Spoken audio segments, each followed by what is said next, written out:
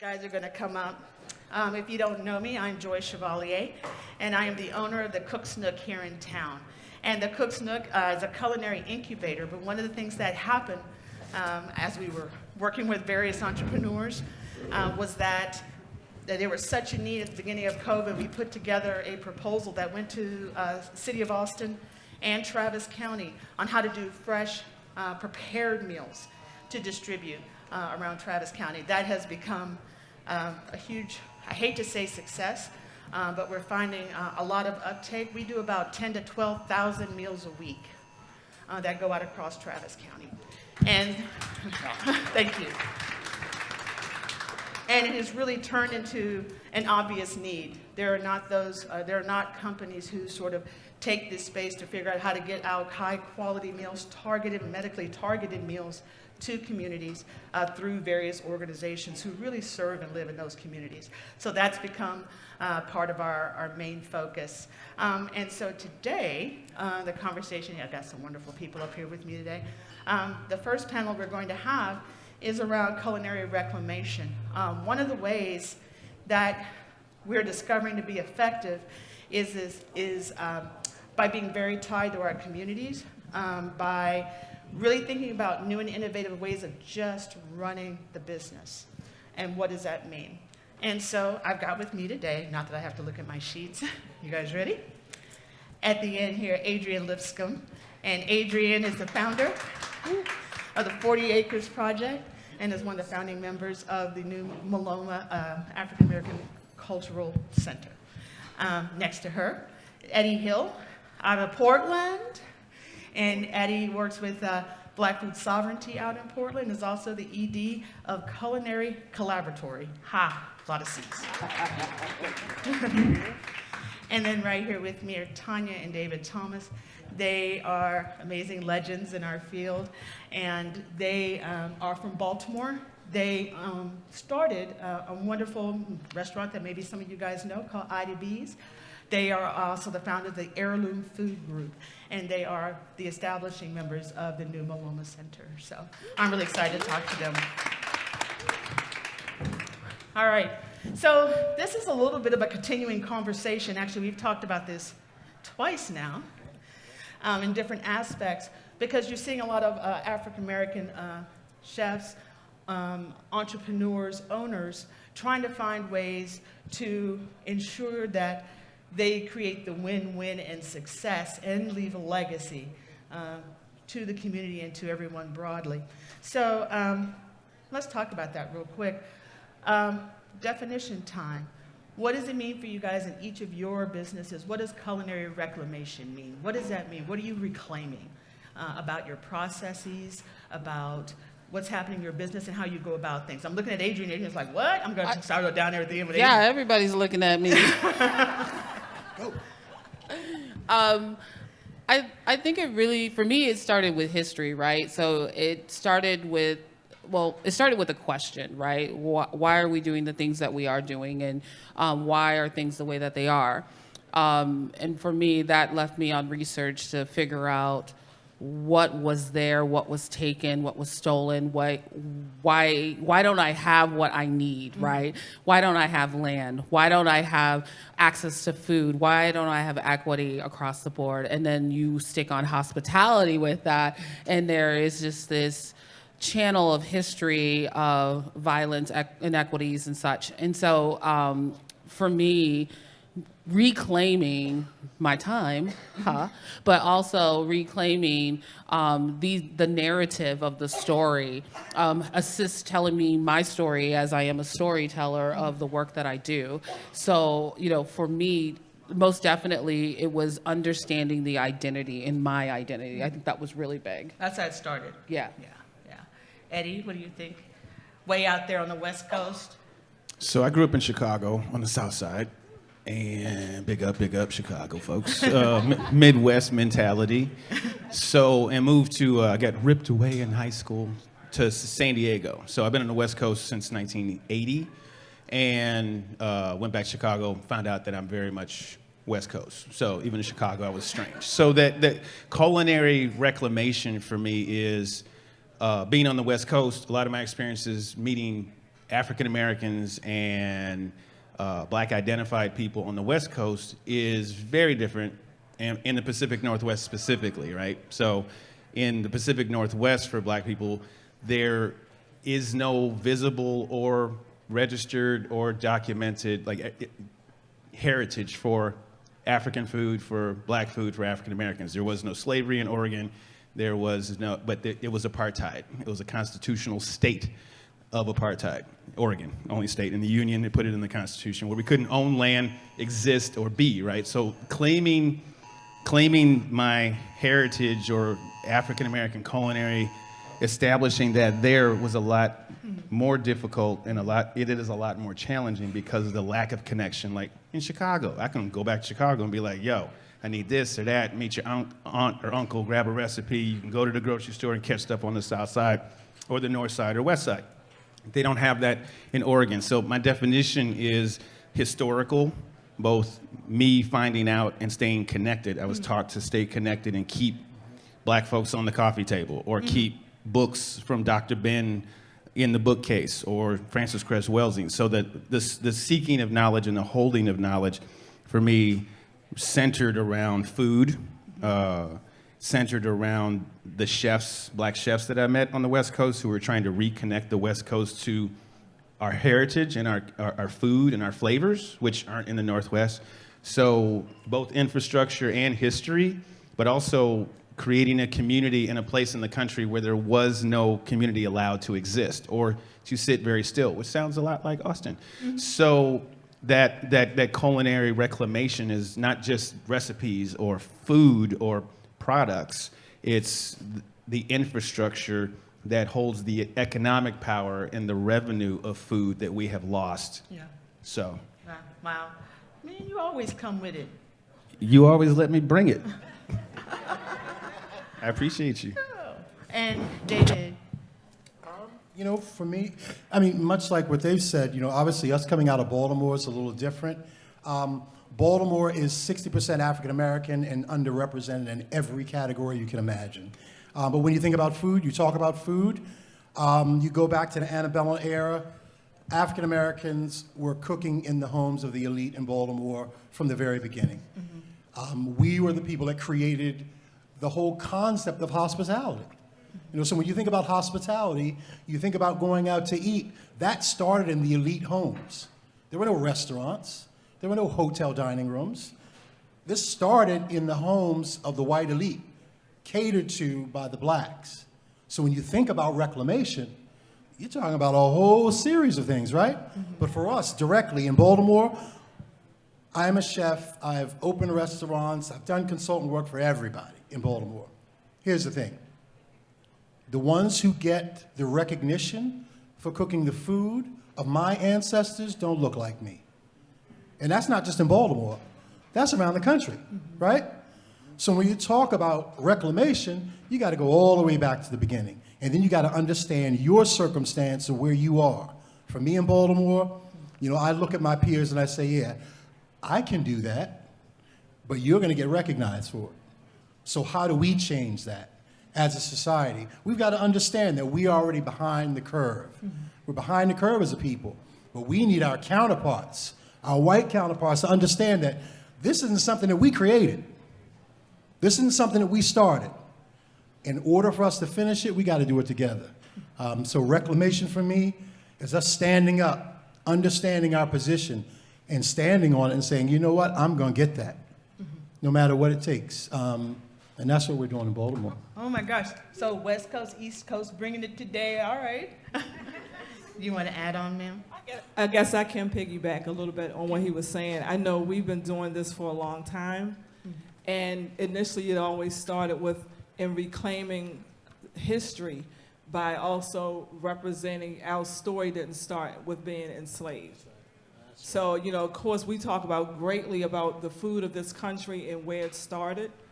But understand it started because of us being brought here, and we're trying to tell our story from where we came from, all over the diaspora. So, I mean, that's part of what we're doing about reclaiming that, and what he's saying what we're doing in Baltimore, because it's such a rich history in Baltimore and Maryland, and a lot of it is not being told. There's so many books that's being written about the food, but none of it at all talks about the Black culture, the Black hands that prepared it. And that's what we're trying to do in Baltimore, and sharing that story, not just there, and highlighting and letting people know where we come from. You know, this history is here. They don't even know about it, but telling people across this country as well. Yeah. So, I think you guys can tell, these guys are very clear, and they're leading an effort that is happening across the U.S. Around those who are in food and hospitality who are of color. It is to band together to do this work together and lead our companies and organizations in a way that honors and respects the things that they're addressing. So to that end, something we all have in common is we own or we lead an infrastructure of some type, right? It's not about just cooking in homes or cooking in places. It is to own, right? And what does that look like? So as people who are leading and owning, what does it look like to, how does your business, your organization prove out your belief system? How does it prove that out? What actions or activities are you doing in the organization to represent what you just got through talking about? Are we just going down the line again, or are we just going yeah. Everybody keep looking at me, so I'm just trying to figure out.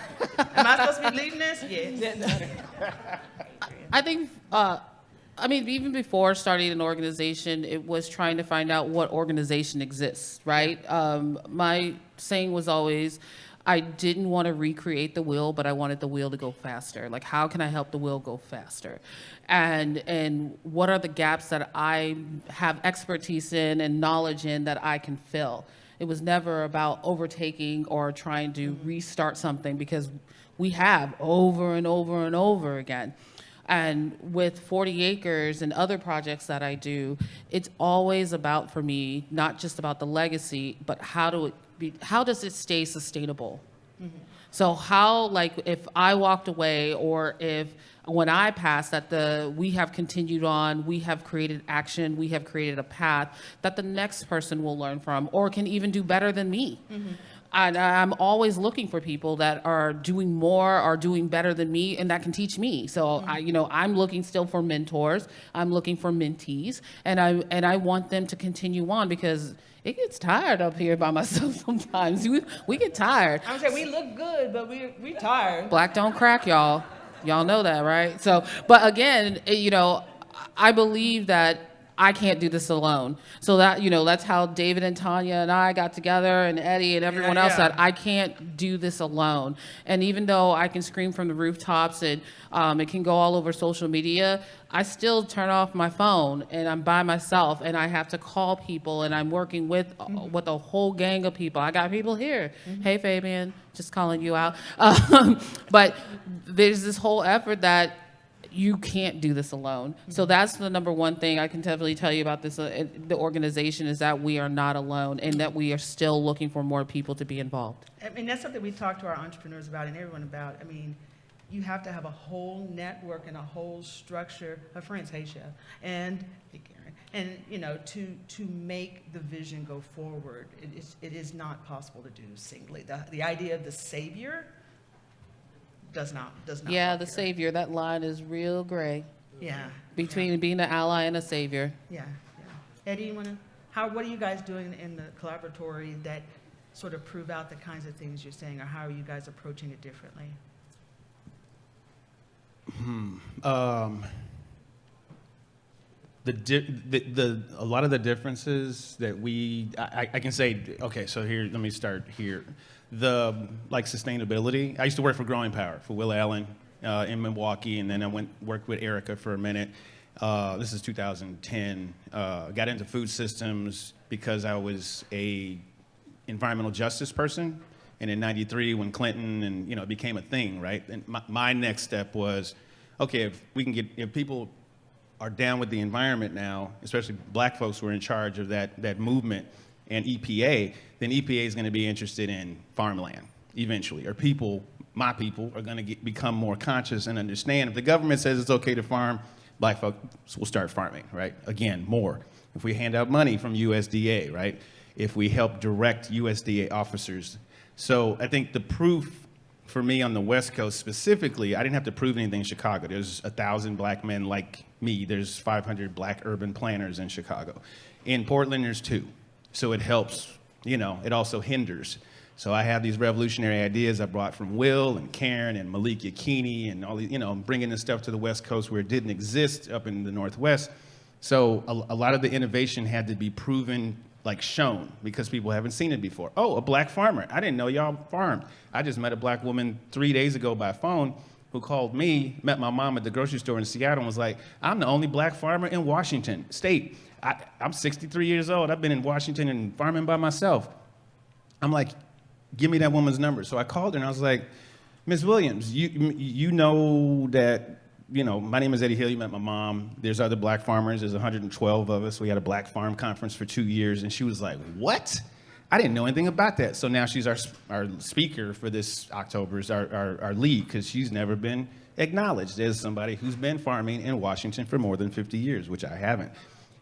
So the lack of connections, that's the level of fragmentation in the Pacific Northwest. We've been around for 5 years. I've been doing work in the Northwest for 20 years in white-led organizations, and something had to change. So building the infrastructure for that demonstration, like we have to, it's like Missouri folks, we got to show them. They have to see me driving a tractor in order to say, oh, snap, that's the bomb.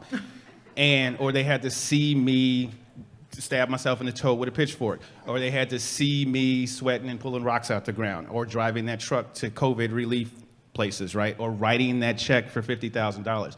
In places where we haven't had that, and where there's a, and not deficit, but a scarcity mentality in our community that, and everybody thinks there's not enough. There's more than enough. So the demonstration of that through acts, driving a tractor, buying some land, but having a black farm conference in Oregon, the first time in history, right? So those types of things are different in that we have to build an infrastructure second, and we have to build a community first. So it's been a longer slog. Yeah. Wow. You know, for us with Heirloom, you know, it's about organizing. We just got to come together as people. And that's really what it comes down to. For us, it is about giving an example of excellence, executing, being consistent, just doing a good job. And that may sound, you know, like a little pedestrian to you, but I think you got to understand, you know, I come from a place where it took this black woman to get me to cook at the James Beard House, right? I know, This black we all woman, got that phone call. right? Yeah. So, I mean, you have to understand my circumstances. You know, I've been cooking professionally for almost 40 years. Older than me? I can't take Wow. her anywhere. Can't take her anywhere. But I say all that to say, listen, you know, I am one who believes that I have a very small part in a big story, right? But my job is important. My job is to get up here on stages like this and speak the truth, right? I mean, you can farce it any way you want to. We come from a very different place. And when you talk about two different Americas, it's real, right? And I hope I'm not going off, and I know I am. But Yes, you are. I just want you to understand, you know, what we do is not because we want to. Oh, that's a good point. Yeah. We have to, right? I want my grandchildren, her grandchildren, his grandchildren, to understand that we were more than slaves. We were the hunters and gatherers, right? We were the ones feeding this country. We're still feeding this country. And before that, we were kings and queens. I Absolutely. have that. Yes. Absolutely. We came here for very specific reasons. They brought us here for very specific reasons. And the narrative is that they pulled us out of the jungle, out of the bush, so that is all crazy, right? Absolutely ridiculous. They brought us because of our trade and our skill. Rice cultivation in the Deep South. Tobacco population and cultivation in the North. Sugarcane in the South. When you talk about those things, you're talking about commodity crops, right? Yeah. Commodities that build cultures. Yeah. And then you take the people that helped you create that, and you push them to the side, and you don't let them speak. You don't even let them get land to build on their own, for their own. You don't give them an opportunity to grow and create. And then you come to 2022, and here we are. You know, I'm standing on the stage trying to get you to understand that this thing is bigger than me, right? The real question is, what are we all going to do about it? You know, I'm tired of talking. I really am. I'm just tired of talking. I want to know what we're going to do, because I'm fighting, right? I fight every day I get out of bed as a black man going into my own business, right? So what are we going to do? That's my question. All this other stuff it's great, but what are we going to do about it? What are we going to do? How are we going to change this? I love all people, black, white, green, or purple. Doesn't matter to me. If you love me, I love you. If you take care of me, I'm going to take care of you. Why are we in this situation? Yeah. Yeah. We just need to answer that question. He's going to leave you to answer that question. Yeah, Tonya, answer that question, please. I don't have an answer to that question, but I know when we were talking about infrastructure, one of the things that we knew we had to do when we decided to start Heirloom in 2020 was, one, getting like-minded support, which fortunately we have that, but we knew we had to have ownership of everything that we do. Mm-hmm. We were mentioning that saving mentality. We're not looking for somebody to save us. We try to do it ourselves. Yeah. So we own the building the Heirloom Food Group is in. You know, our partners own that building. You know, we're purchasing land to, you know, to being sustainable to us is not just working with, you know, local businesses and, you know, growing food. It's also being sustainable within our business in itself. Yeah. So now it's having the land, owning the building, you know, all the infrastructure that we're building for Heirloom Food Group. Knowing that, you know, when COVID happened, that we couldn't just have one stream of revenue coming in. What else can we do? And building those different revenue streams so we can continue to sustain our business and ourselves and not rely on anyone else. And like everyone said before, and you said it, we're looking for what we can leave to our grandchildren and also for the next generation. You don't even have to be related to us. Mm-hmm. Our focus and our goal is, what is the next generation? What are we leaving for them? We have to have a foundation for them to then be able to carry everything forward. Yeah, do we want them to go what we've been going through? No. Right? Then change it. Yep, absolutely. Well, that's why we're having this conversation. I'm going to let Eddie keep nodding. Did you want to add something with that? Don't keep looking at me. No, So I'm I'm just checking. I'm looking at Eddie. You know, this is DEI saturated on the West Coast, so which is okay. That I've kind of lost my thought about. One of the things you were talking about is sort of, you know, reconnecting infrastructure, building community, and I can say the idea of shattering the mythology is like, so one of the program, real simple planning thing. So in Washington State, they had a women in agriculture program at Oregon State University, Washington State University, invested in it. 99% of the benefactors of that were white women. All good. That's what the Northwest is about. And old white guys are often very misogynistic, sexist, and biased in terms of women and chefs and farming and all of that. We know, like, so boom. Spanish-speaking population in Oregon State and Washington State got invested in 2013. They had a Spanish-speaking only program. All good. Absolutely fantastic. Models, right? Again, I didn't start Black Food Sovereignty Coalition by myself. We have 4 black directors. We have an all-black women board. We have 1 black man. He owns a bookstore, the only black bookstore in Oregon. So again, aggregating people and bringing folks together and looking at a plan and how it worked. The economy that grew after white women in agriculture and Spanish speakers in agriculture, the ownership of land, all of those things, I just copied the program. And that became the systems conversation with folks about, well, if you did them, let's do us. You got black and indigenous, right? So then BIPOC actually had a reason for being said in the Pacific Northwest, because BIPOC doesn't work everywhere. Black and indigenous people aren't working somewhere in the same program. I'm not BIPOC in an all-black space. I'm black, right? So the use of terminology and getting common language and helping people understand that there's something outside of Portland that's happening, like Will Allen or Mama Karen, or let's take a group of people to Bugs because they never knew that black people were in Brooklyn farming. So that is critical to, and that requires social work, and that requires mental health work, and that requires community health workers and other infrastructure to help support that. Yeah. So he didn't totally realize he was teeing up for the next question, which is, so what is the response? Your businesses look different than other people's companies. The way you don't have a savior mentality. You work within a community to find solutions, or within your teams. There's a lot of tropes, right, that come in from how the dominant culture teaches us how to do business, right?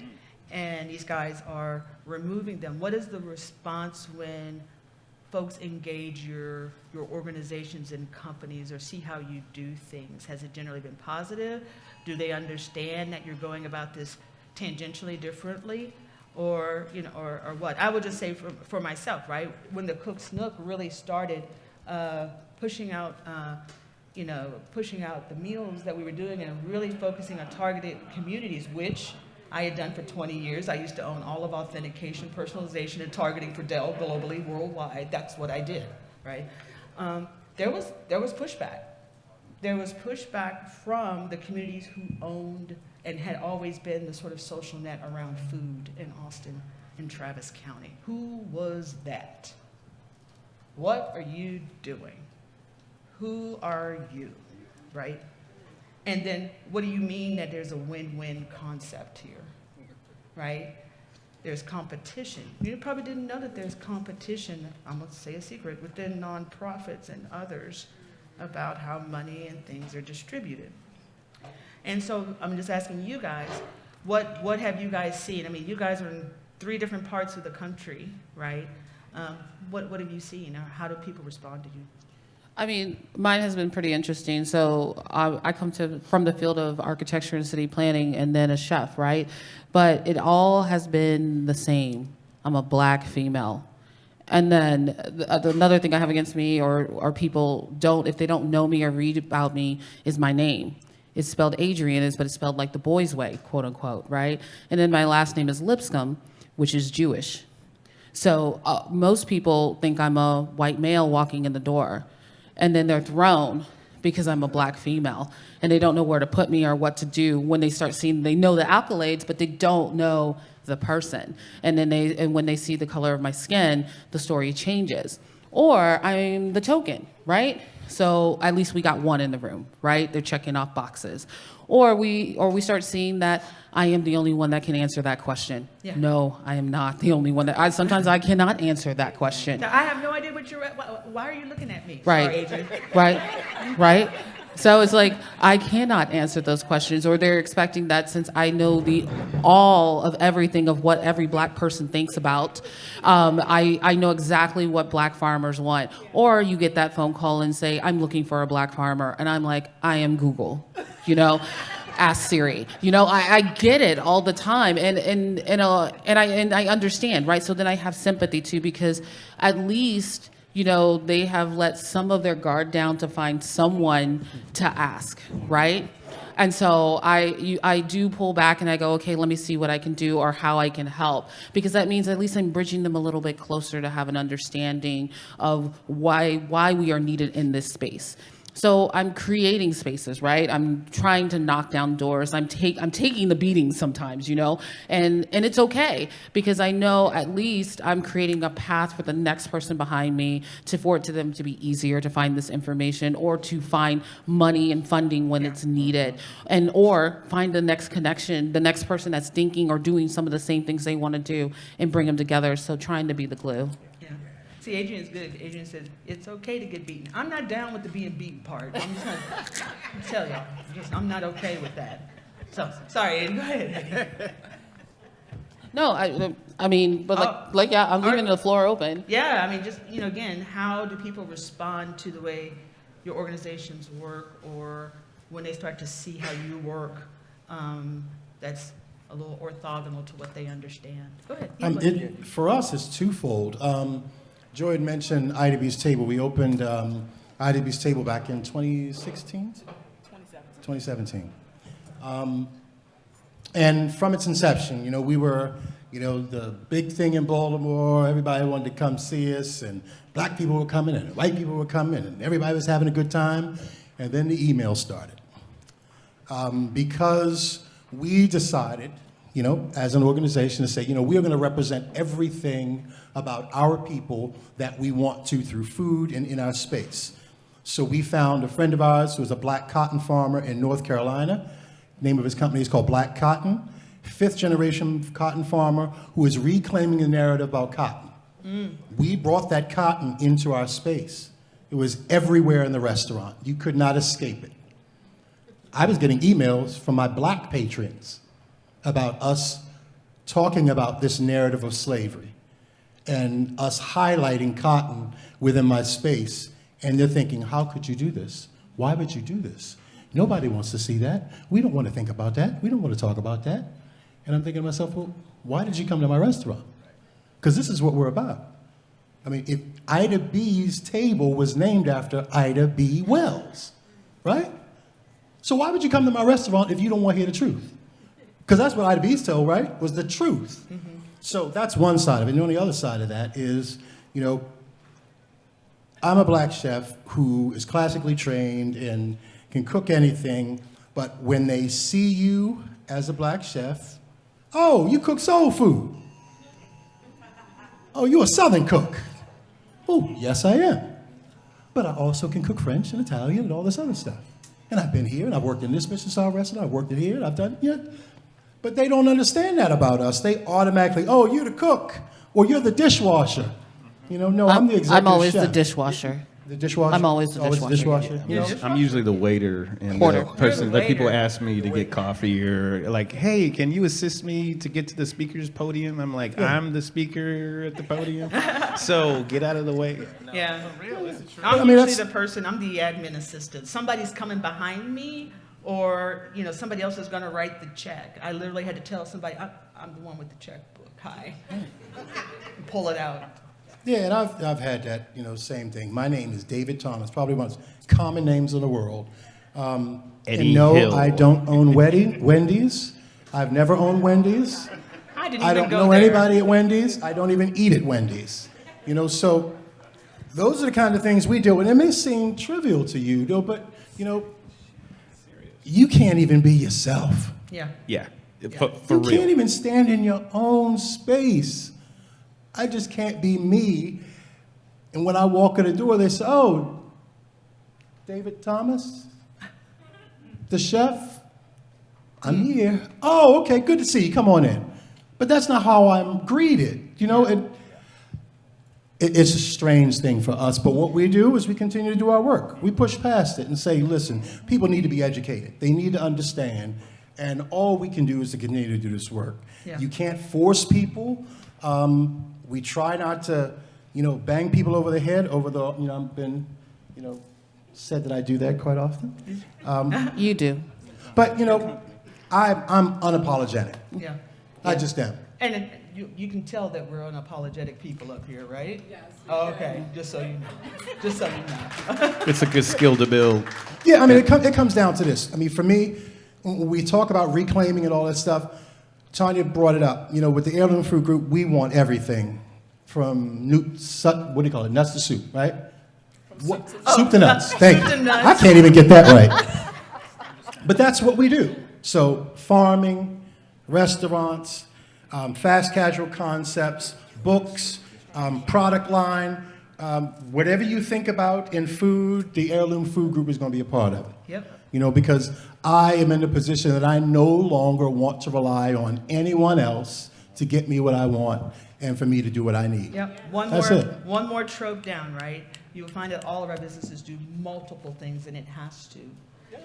We Not only we created spaces where we weren't welcome, Yep. and we want to welcome everyone. Say that again. I think y'all need to hear that. Say that one more time. We created spaces where we were not welcome, but we welcome everyone in Yeah. our space. Yep, absolutely. Absolutely. All right. Oh, go ahead. Go No, I was We gonna got say- 1 minute, y'all. Like, Oh, God. Yeah, I'm gonna let Tonya go, and then I'm gonna You see us, we ask about you to get guys up. to tell folks what your current projects are and what you want to share about that. So go. No, and I was going, I just wanted to add too, it's also in our nature to do multiple things. Yeah.